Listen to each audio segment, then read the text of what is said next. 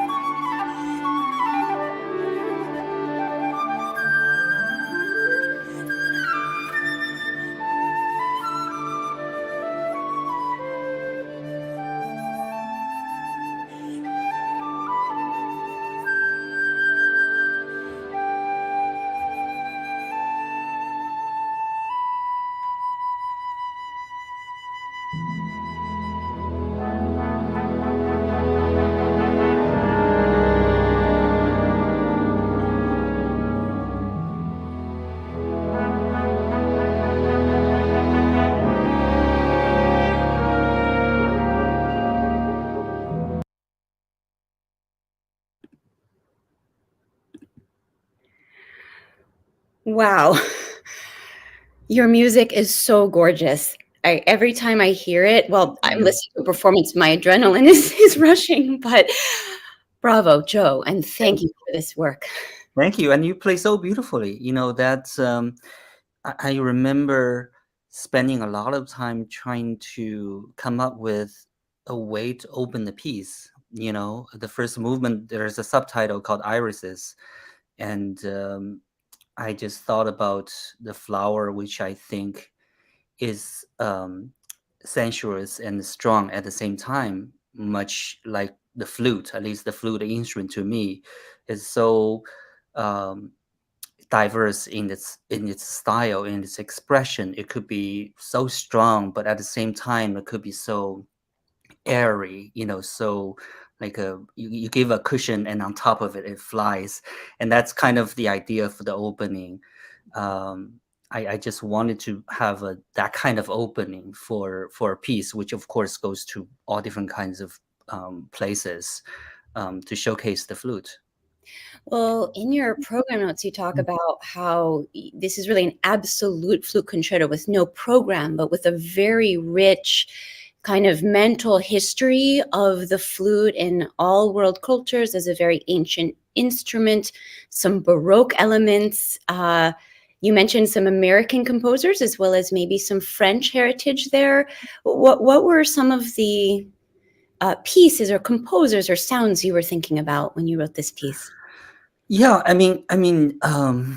all of the above is true. You know, first of all, I think, you know, I think to write um, I believe to write like a fitting concerto, especially for flutes, you know, you got to just look into the general repertoire of the flute concerto. So I learned all the, you know, sort of the standard ones, and then you find out, you know, the Frenchness is kind of part of the instrument, you know, in a way, you know, especially after the 20th century. It's just part of it. Let's say every staple piece, at least in my opinion, carries a little bit of that Frenchness in it, whether it's a small amount or a lot of it. It's just part of the, I think, the recent culture of the instrument. So that's always there, and I love French music. You know, a lot of people tell me, oh, you know, you in your harmony or in your approach to music, there's a little Frenchness in it, and that is true. I think maybe it's because when I was learning the piano, I fell in love with French music. So I played a lot of Debussy and Ravel and Rameau and Messiaen, and dare I say even a little bit of Boulez, which is also French. You know, even it's the serialized music. There's the Frenchness in that atonalness, the serial music in this. It's still, the French is still there. Um, so that's part of it. The American side, I think it's there deeply in the music as well, because, you know, although I was born in China, I came here pretty young, and I, you know, educated fully in terms of music education here. All of my teachers, um, you could even say they're, you know, some of the finest sort of mainstream American composers with heritage. You know, if you trace their heritage, that goes to, you know, Piston and Barber. Um, uh, you know, so that school sort of has a very strong influence to me. I think especially the mid-century American composers, uh, who kind of just were my teacher's teacher, just one generation away almost, you know. They had you know, have a lot of influence on me. I'm talking about, you know, Piston. I'm talking about, you know, William Schumann, talking about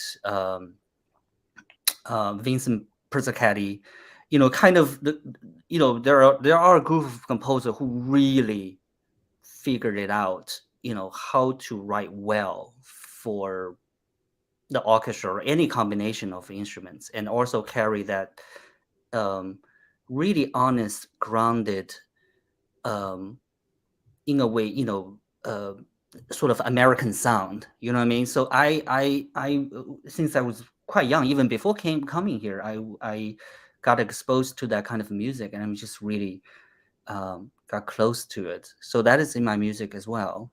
Um, Well, it's great to hear you refer to some of these composers, of course, you know, very well known, Samuel Barber, Walter Piston, although probably with Piston, and then certainly with William Schumann and Persichetti, the pieces that are well known are just kind of the tip of the iceberg compared to their oeuvre as a whole, which is excellent. And actually, that's an interest of mine. So another kinship we have artistically, my Dolce Sono Ensemble did a project, Rediscoveries Festival of American Chamber Music, where we looked at the chamber music of some of these composers and others kind of born between 1890s and 1920s, and kind of bringing that great repertoire to the fore. But yeah, absolutely hear that on a deep level in your music. And I smiled when you talked about the French music and the flute, of course, because when you were going to be starting to write the concerto, you asked me to send you a lot of kind of videos, recordings, whatever, just listing of my favorite flute works and moments. So of course, some were concertos and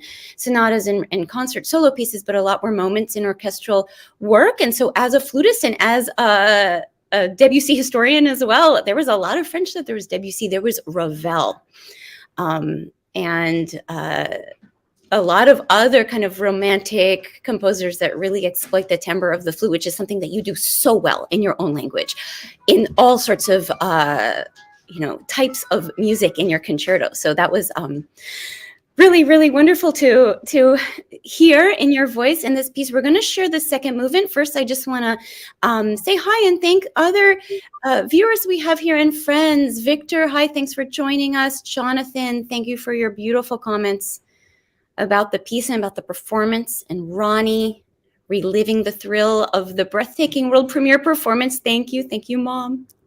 Thank you, Peggy. So appreciate your words. Great. So yeah, should we introduce the Capriccio and listen to it? Yes. So as I think we were talking at one point, maybe with another musician, talking about the construction or the structure of a concerto, and I mentioned, I think in passing, that usually the first movement is the most, in a way, symphonic, meaning the most mixed in terms of different moods, different tempos, and as the music go on, usually the subsequent movements become a little bit more singular in terms of its mood. So the first movement, Iris, is, after that part we just played, it gets a little faster. Does have kind of this, airy dances as well.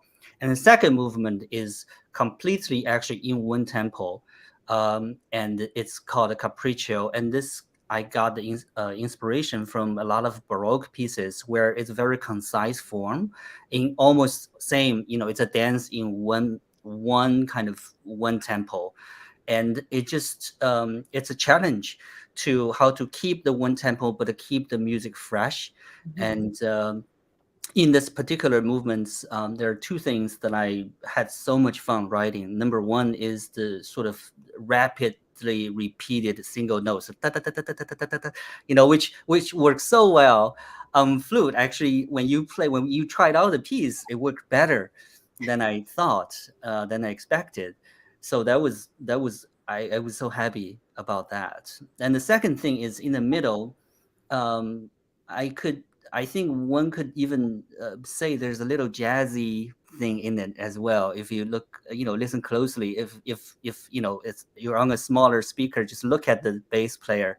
They're doing a lot of the pizzicato in a jazz kind of style, sliding around.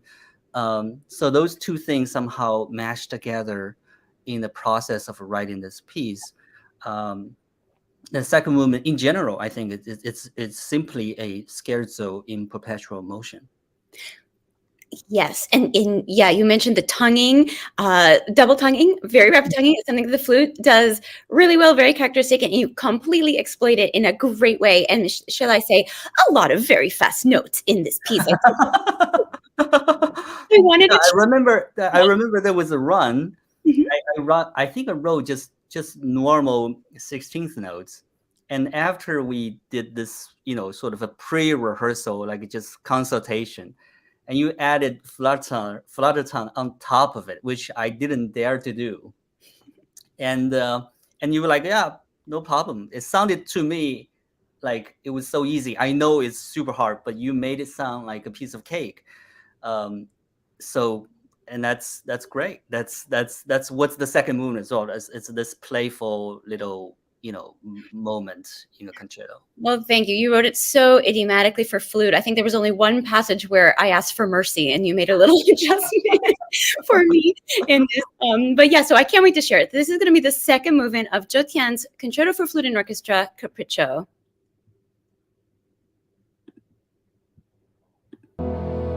It up to about here.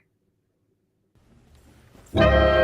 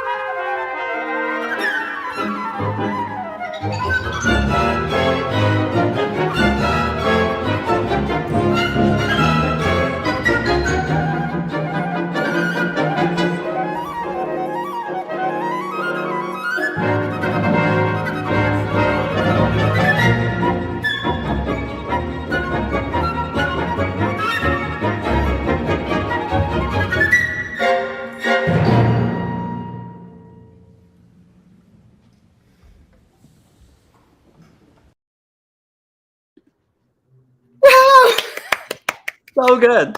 It's so good. Even the last notes after note. I love that gesture because it just shows the audience. It draws them in. I just love it. Well, thanks. You wrote it, so you really did such an incredible flute concerto with this. And we just listened to the part of the world premiere performance with the Marine Chamber Orchestra and Director Colonel Jason Fettig, phenomenal conductor, extraordinary musicians. And yeah, so exciting to relive that with you. And we welcome questions from our listeners today. Thanks for being here, everybody. Just wanted to say, one of the things that captivated me about your music and that listeners comment on all the time, Joe, is your orchestrations, which are so colorful and so vibrant and so unfailingly interesting at all times. What do you think about when you orchestrate? Oh, thank you so much. I don't know. Actually, this might surprise some people, but you know this because I shared the a short score with you. I write short score, which means I essentially write the piece twice.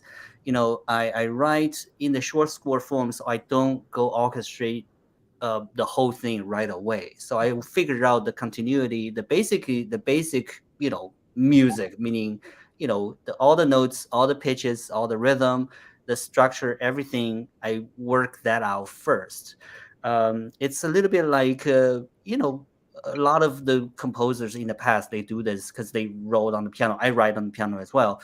So you kind of needed to that have a short score so you can play back for yourself, and I essentially do that. Of course, I'm not writing like a piano piece. While writing, I already know which line goes to which instrument, but I just don't write it down immediately to the second oboe or the second bassoon. What they do, I don't. So you write the short score looks like three pianos plus the solo instrument flute on top. And then once the whole piece is done, I go back from the first movement and start orchestrating. And now on that short score, I already put in notes like this will be the strings, this will be the woodwinds, and then you essentially distribute the notes to different instruments.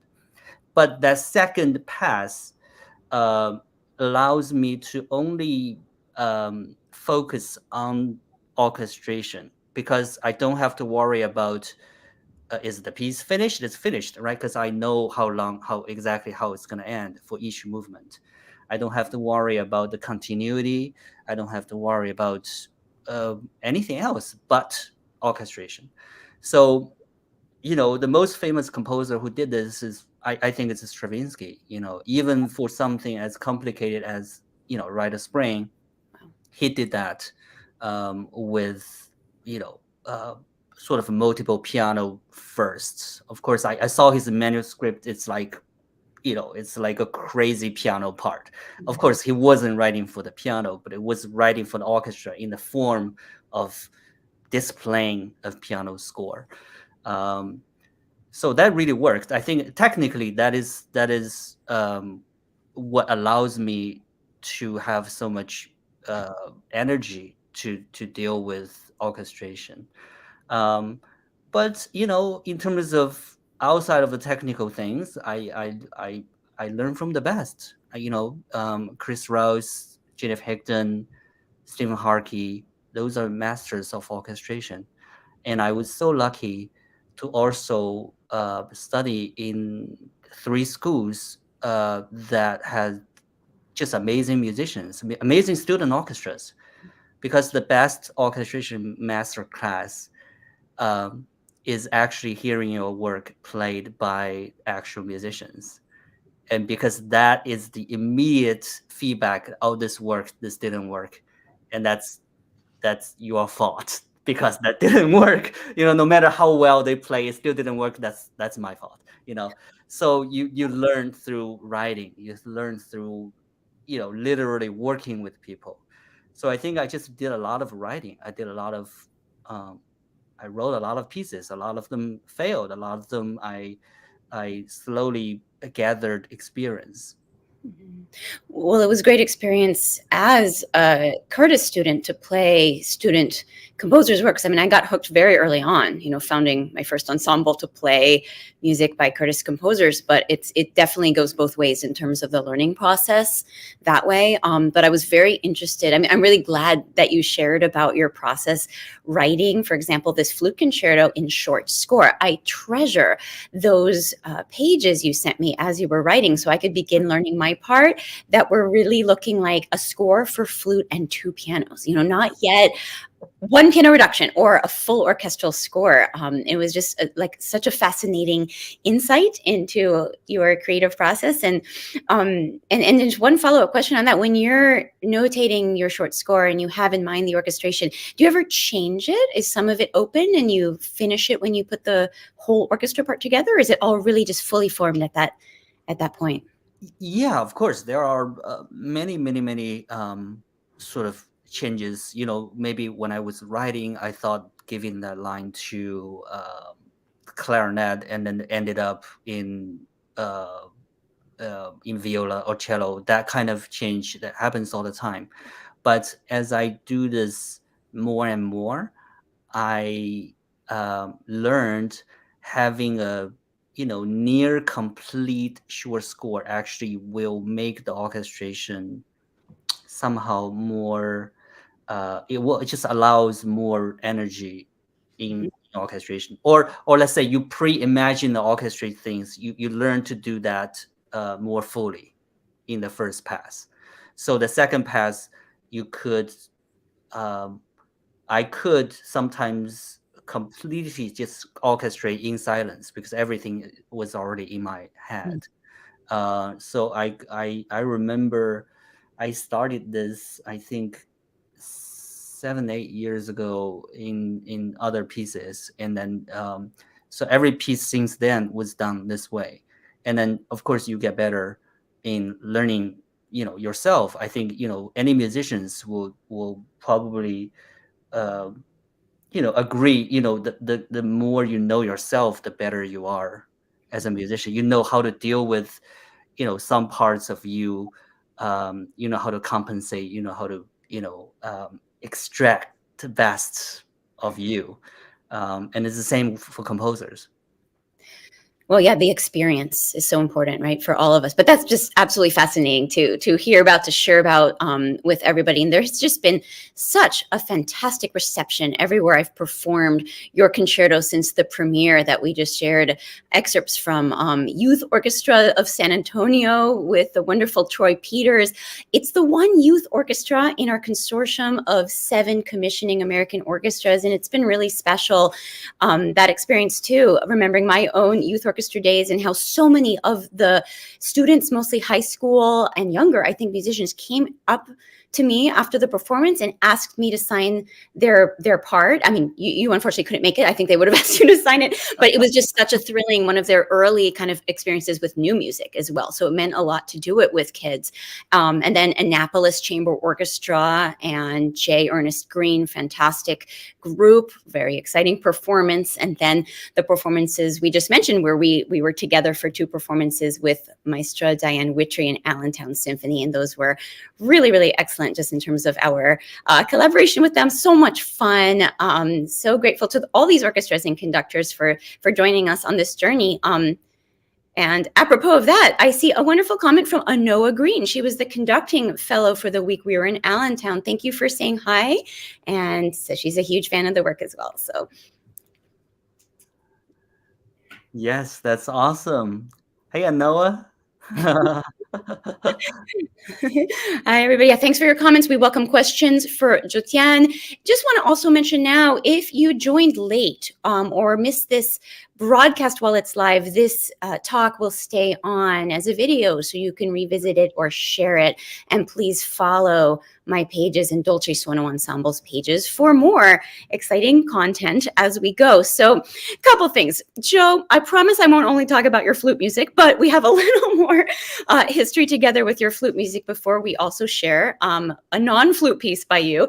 Yeah, my worldview is not 100% flute centric, but a good amount. No, but it's really been very special that this concerto was born out of a very long friendship. We first worked together more than 10 years ago when Charles Abramovic, duo pianist, and I recorded your duet for flute and piano on our album Odyssey, 11 American premieres. It's actually 2 CDs worth of American premieres for flute and piano and solo flute. So I hope everyone checks it out. But that was a fantastic piece. And it's interesting that you mentioned jazz elements in the capriccio movement of the concerto we just heard, because in your program note for the duet, you talk about jazz influence, Chick Corea, and also some of the music of the Dai people of China. So it's kind of, I guess, some of your influences were in place even in that relatively early work.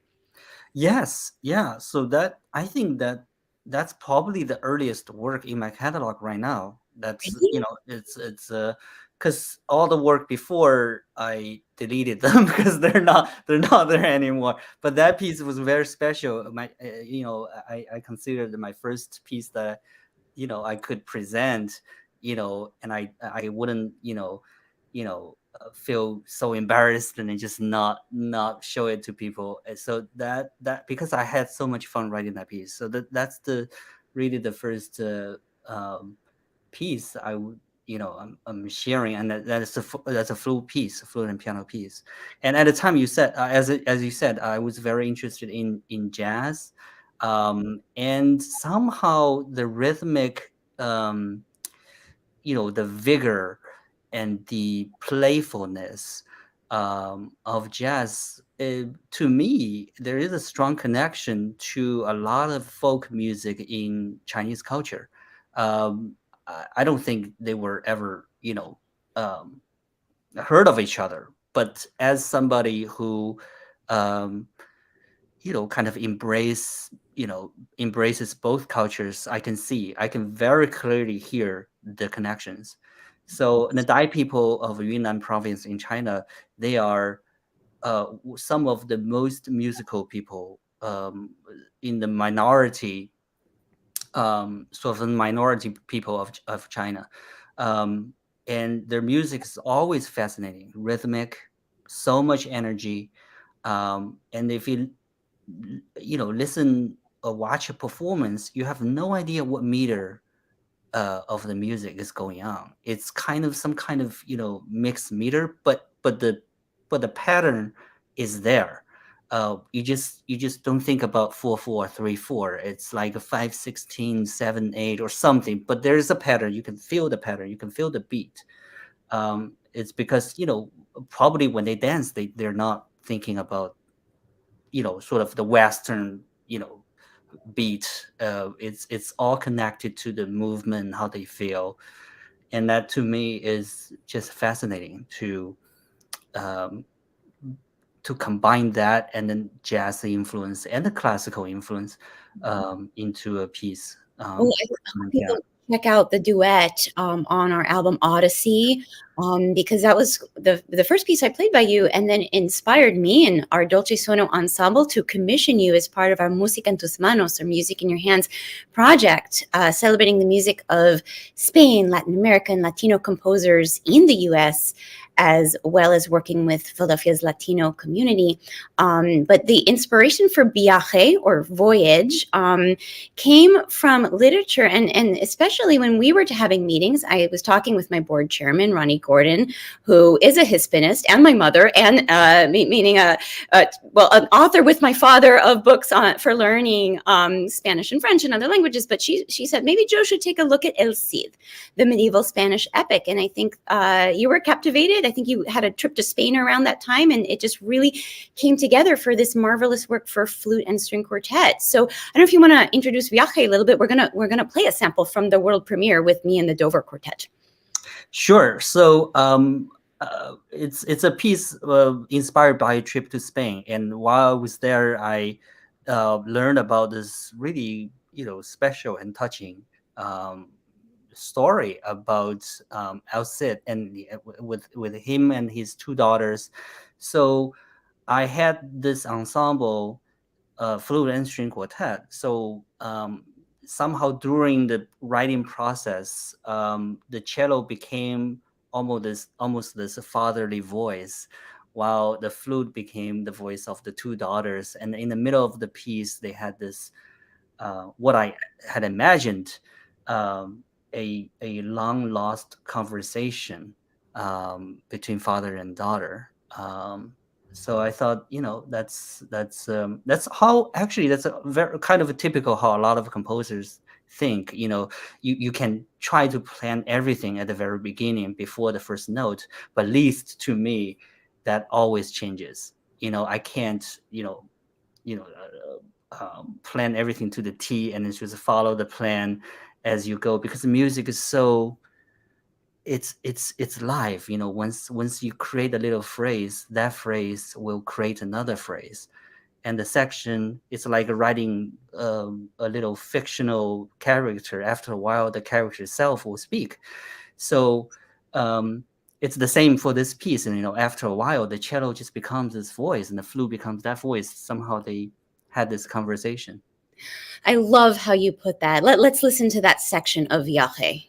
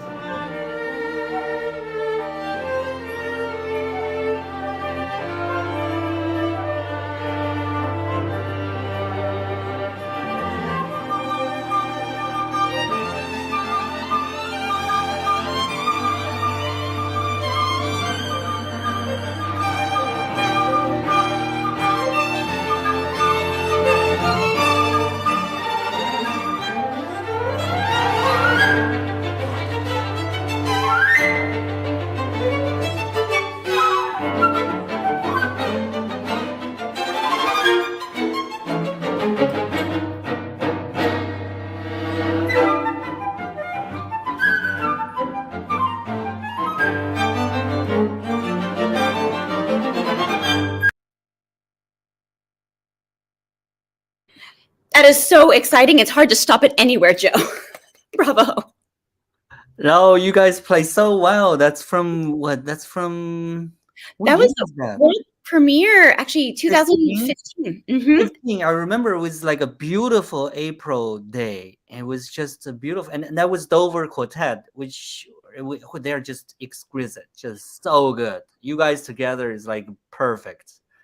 Thank you so much. That piece is incredible in so many ways. We cued Viaje or Voyage up at the very sort of touching, heartwarming dialogue between the cello and the flute representing El Cid and his daughters. And I couldn't stop because you are such a master of developing sweeping lines and then passages that have this inexorable momentum building up. And I wanted everyone to hear that passage as well. So yeah, I was actually going to ask you that, Joe. How do you build so much momentum over long periods in your music? I don't know. I literally sit on the piano and play and sing. You know that cello passage. I sing that line until it's shaped like how I want it to be, and I'm like outside of my studio door. Um, my wife often says you sounded like a crazy person in there because I was singing all these different lines. I was singing the flute line and doing the crazy voice and then play, trying to feel every line. I'm not a guy who fully trusts the computer playback, so I try to get away with that as much as possible, at least in the first pass of composing, Mhm. because I believe there's so much um, limitation, or let's say the computer playback, they just narrow things down for you. Like let's say when I'm at the piano singing and playing, I feel like anything is possible. As there's so many options. When I'm writing on the computer, I feel like the program narrowed it down to like 6 things I can do, you know? So at least for the first pass, to work out the ideas, the shape of the music, I usually do it unplugged. So just no screen, no nothing. I just there writing by myself. Wow. Maybe that contributed to the lines and everything. But I've seen people who write beautiful music on the computer as well. It's not like you can only do it one way. But that's just maybe I wasn't trained. I think I was the last generation of composers who started composing without the computer. Nowadays it's just not how it is. No. That is fascinating because I know when you come in to a rehearsal with me, with us, whatever group is playing your music, and you just sing a line, that is so vivid. I mean, it helps a lot. Sometimes it's just, you don't have to be a singer to kind of demo what you want, and it's worth 1,000 words or that kind of thing. But you were remembering the beautiful April day, and yes, I am this is show and tell. This is a picture from that premiere that we did of your piece, and it was a Dolce Suono Ensemble commissions concert celebrating some of our marvelous commission works. And it was very much a kind of Curtis family experience in the sense that we had here at Curtis works by, I'm kind of looking at this amazing group. We have Charles Abramovic there, and I'm there. I think Gabe Cabezas had just left. Dover Quartet members are here, and you see David Sirkin Ludwig and Richard Daniel Poor and you and Kat Kramarchuk and Jennifer Higgins. So these were all these works that we played, and we premiered Kat's work at the same time. And it was just really special. But it's kind of interesting when we're talking about your musical style and that of some of your teachers or your colleagues. And I know from my work, performing your work and that of Jennifer and Richard and Kat, and also on Odyssey, Michael Jupstrom, another composer from this Curtis family, everyone very individual, completely different and diverse, but kind of part of a similar tradition, or let's say a shared musical history. Very interesting to relive that. Yeah, I don't have that photo, so to look at that photo is very moving. I Yeah, forgot about that photo. well, I'll send it to you, Joe. Please do, Yeah, please do. It's so awesome. Absolutely. Yeah, it's so nice because as we're kind of going down memory lane, just all these experiences together in music, and seeing your music be born. But I'd love for you to share some of your recent band work, Symphonia. Um, there's just one thing I want to mention about your music too. I mean, among your many works, Transcend for orchestra, such a fascinating project. Your piece commemorates the 150th anniversary of the building of the Transcontinental Railroad and was commissioned by a consortium of 13 American orchestras. I think many of them lined the trail of that railroad, perhaps like Reno, Utah Symphony, Omaha Symphony as well, and others. But one thing, and I'd love you to say something about that in terms of like the historical scope and depth of that piece. But the Wall Street Journal said of Transcend, works like Mr. Joe's orchestral piece accomplish two important things. They remind us of how we got from there to here, and they refine that history by paying belated tribute to contributors who might otherwise be forgotten. And so that's about your work, Transcend. Yeah, it was a great and very meaningful experience, to say it, to put it shortly. I just never done so much research on a single piece. If it's a violin concerto or even the concerto for orchestra, mostly you just stay, you know, in a studio by yourself and think about, the piece. But this piece, when they commissioned the piece, I realized this is something I need to actually go there. I needed to see the real road. I needed to really learn the history of it, in a very sort of detailed, hands-on, be there kind of way. And some of the orchestras were very, very generous to kind of, fly me out there. So I went to Utah. I went to the promontory point where the two train met, when they finished the railroad. I went to Reno, went to the tunnels just to see what was the condition when the workers worked for this really magnificent piece of engineering. And that experience really changed how the piece um, uh, uh, came out to be. And that was till this day, a very singular and a very kind of special experience. Because of the cultural relevance, because of the history, it actually required me to do a lot of research and I learned about it. And one fun thing out of that was I learned, when the railroad was finished, a single word telegraph, and it was this nation's very first nationwide telegraph was sent across the U.S. and then that one word is done, DONE. And when I learned about that, I realized telegraphs are sent by Morse code. And Morse code, of course, has a rhythm. So I rushed back to my hotel, got online trying to figure out what is done rhythm in Morse code, hoping and praying that it is a interesting rhythm because I want to use that rhythm. Because if it was a dumb rhythm like a ta ta ta ta ta, then I'm screwed. I couldn't use that as the piece. But miracle hit, and the down Morse code rhythm is one of the most musical rhythm. It goes like ba ba ba ba ba ba ba ba ba. That's done. Can you believe it? That's Wow. done.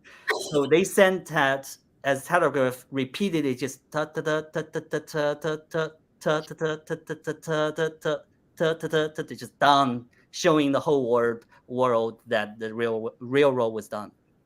So that became the central motif of the last movement of Transcend, and the piece practically just wrote itself after that because that rhythm is so musical, you know. So I got really lucky with that. What an incredible story and idea, Joe, and experience. And where can everyone go hear Transcend? Yes. Oh, actually, I think there's someone asking a question. Mhm. Victor Coco, I Yes. think he was asking what was the largest number of flute musicians you have ever seen playing together. That's very interesting. I think maybe four or five. That's it. That's what you mean, right, Victor? Like literally, like how many flutists playing together? Um, yeah, like a flute quartet, flute quintet. I think. Mimi, what do you think? I mean, Yeah, I yeah. know there are like a young orchestra that has 16 flutes. I think well, technically, I've seen that too.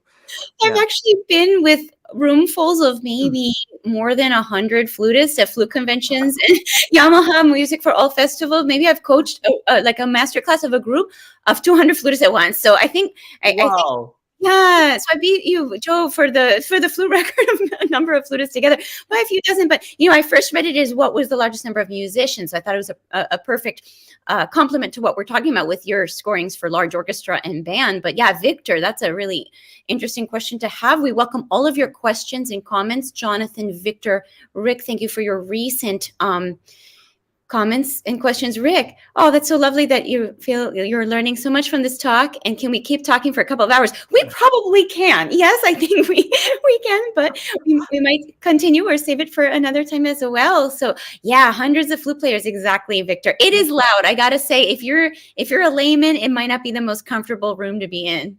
What did you have them play? Did they play different parts? I assume. I assume. Yeah, I mean there were flute orchestras, flute choirs that play multi flute pieces actually Uh for huh. maybe like even 12 to 24 flutists, but like in a several hundred students at once. We do long tones, we do excerpts from pieces, we do our scales, we do some kind of warm ups together as a group, and yeah, it's a Wow. I have to Google that. I wanna hear that. yeah, that sounds great. Yeah, except for the high notes, but yeah, that's wonderful. But Joe, we'd love to hear some of your symphonia and band piece if you'd care to introduce that. And again, we look forward to chatting with people more as we go. Yes, so Symphonia was relatively new. I got the current job as a professor at MSU Michigan State about 6 years ago, and before that, I had zero experience with the band. Not that I wasn't interested, just like nobody ever asked me, and I wasn't part of the concert band sort of crowd. So Kevin Sedato, our um, really, one of the best musicians I have ever worked with, our band director, asked me as soon as I got the job, like just write us something. So I wrote a piece called Petals of Fire, and that was my first band piece, and that got premiered at the CBDNA, which is their one of their largest kind of conventions, and that started my band path. As a composer, and since then it's been nothing but really really wonderful experiences because with number one, they have great musicians. Number two, the enthusiasm for new music is just off the charts, because they're so enthused with new music and they want to do well. And students sometimes can take a great surprising jump to go from dress rehearsal to the concert. It's like they became superheroes or something. It just became all of a sudden this amazing um, performance came out of all these universities. So during the pandemic, 13 universities came together to commission Sinfonia, which is this kind of large scale band piece. And I was very very honored for that. Speaking of my musical roots and all the kind of different influences, I want to play a little just excerpt from the second movement called Transit, and this was inspired by different stops of subway trains in New York. So because in New York City, it's about the only city where every stops the door opens, it's like a different musical soundscape. So one door opens like jazz, another door opens like folk, and then classical. So the whole movement is like that. I'm gonna play from the middle of the movement, which is like a little jazzy moment. And as the piece goes on, it kind of goes wanders around to different music genres. Overall, it's a fast and energetic, you know, rush hour in New York City kind of music. Awesome. I'll So add it so you can cue it up.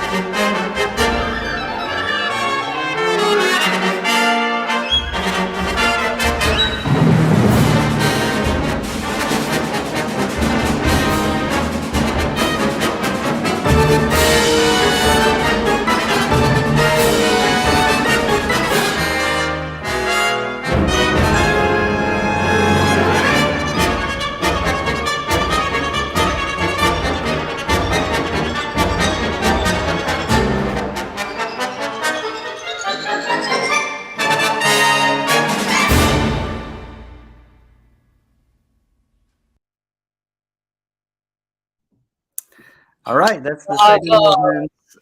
Um, essentially half the piece, and then after that is slow movement, and then there's another fast movement after that.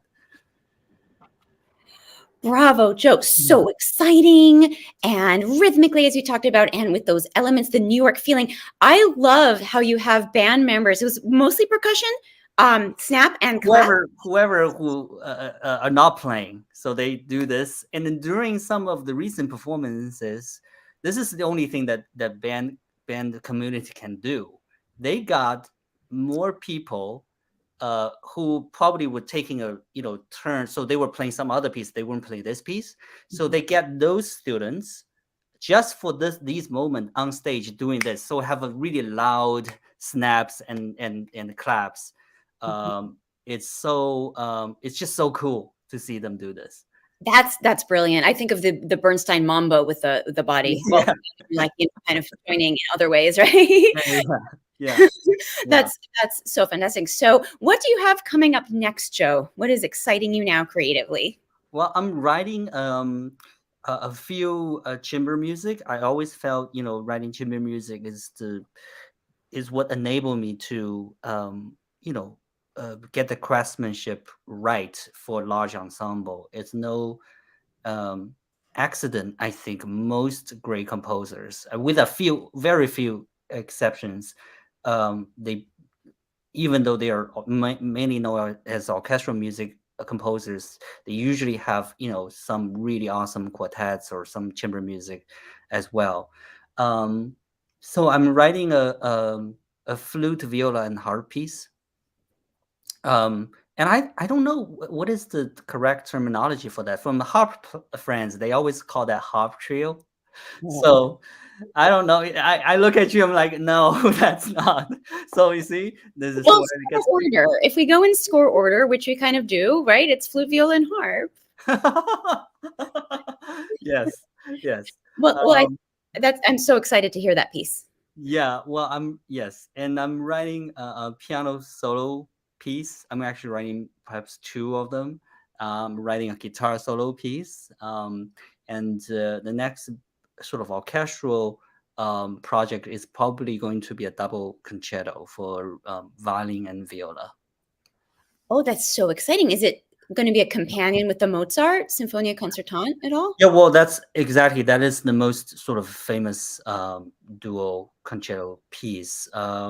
Yeah, I guess, if the program fits, that will be a very nice companion.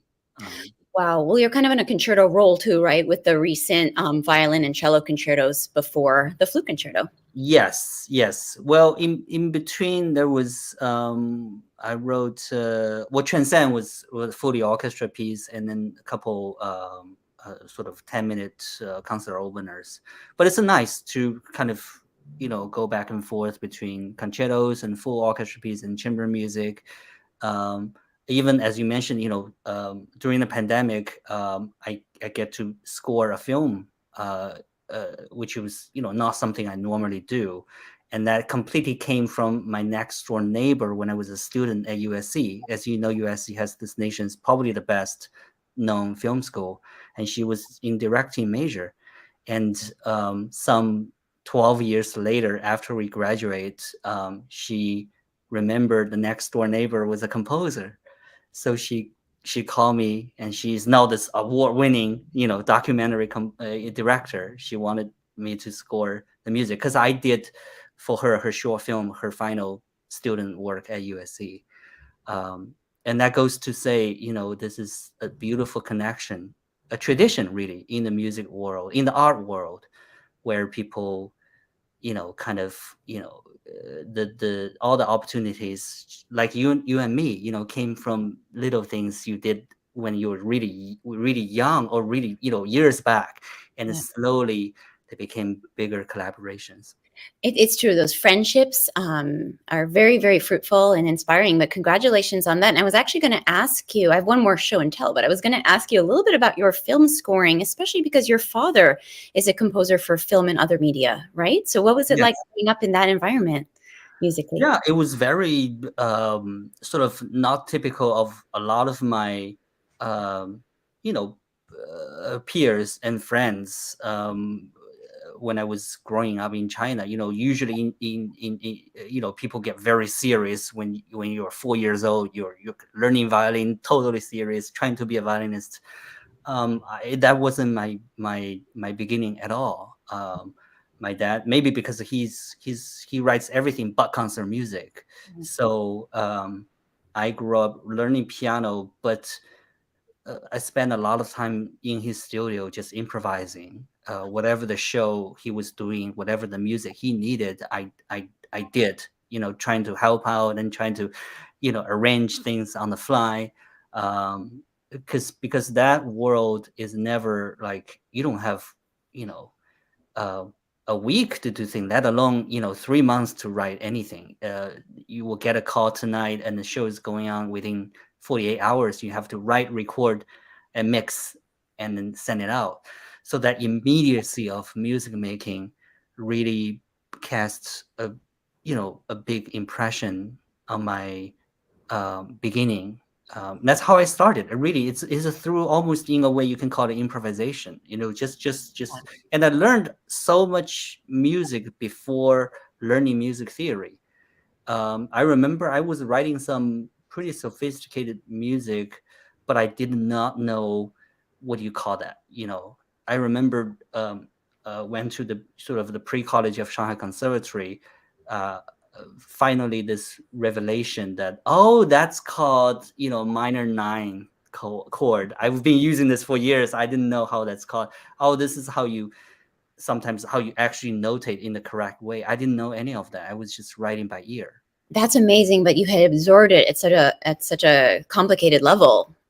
What a fascinating way to grow up. Yeah, well, actually, outside of classical music, it's very normal, right? It's like a lot. Most people, pop musicians, jazz musicians, that's not how they absorb music. You just complete play by ear, and um, then you try to write it down, and it's actually really hard to write down because it's so awesome, the rhythm, and I that's how I learned um, uh, writing music. Wow. I'm so glad you shared that story. It's so interesting to hear how you well, we've of course talked a lot over the years, but to share with others how you came to be in terms of as a composer. I have this photo I'm sharing, and let me cue it up. This is from the premiere of your concerto afterwards, and I share it because here you see the Marine Chamber Orchestra. Colonel Fede conducting. But here I'm holding irises. And one of the questions I'm asked most about your concerto is why irises, how you came up with the title of the first movement. And I love sharing this story. You talked a little bit about the emotion, the colors involved, but how did it come about? Because that wasn't the first title, was it? That's correct. The first title was Lilacs. Mhm. Um, and um, I remember talking to you, and I learned irises. Did you tell me that that was your favorite flower, or did I ask you what was your favorite flower? I forgot like exactly how we arrived at that, but then I immediately thought that's a much better fitting title for the actual music. So that's how Irises became the subtitle of the first movement. It is so special for me because of it being my favorite flower and because the Mm. connotations with Monet and Van Gogh and Impressionism, which has always been very inspiring for me as a person, as a flutist. We talked about the French music connection for flute, and so yeah, that's how it came about, and it's just very, very meaningful. So I wanted to share that with everybody, our listeners. I want to thank everyone for listening here with us tonight, and Peggy, oh, she had put a bravo on your Symphonia and heard it was so Oh, New York. thank Absolutely. you. Yeah. So I don't know if anyone told us what they're drinking. We always love to know what tea you're having or other beverage.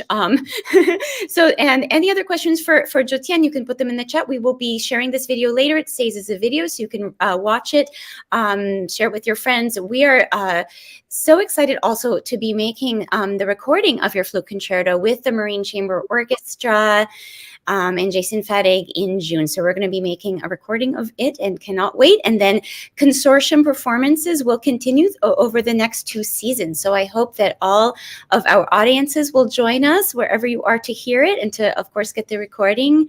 And follow Joe, follow me and Dolce Suono Ensemble on the internet. And hopefully we will get to meet you soon at a live concert. So awesome. Thank you. Thank you so much for having me. And thank you for all these great comments and the viewers. It's truly wonderful. Yes. Well, Joe, thank you for taking the time out of your very busy schedule to share your music and your ideas. And it's just been wonderful spending this time with you, and can't wait for more music making and more chatting together. So thank you. Thanks, everybody, for being here. Thank you. Thanks. Bye.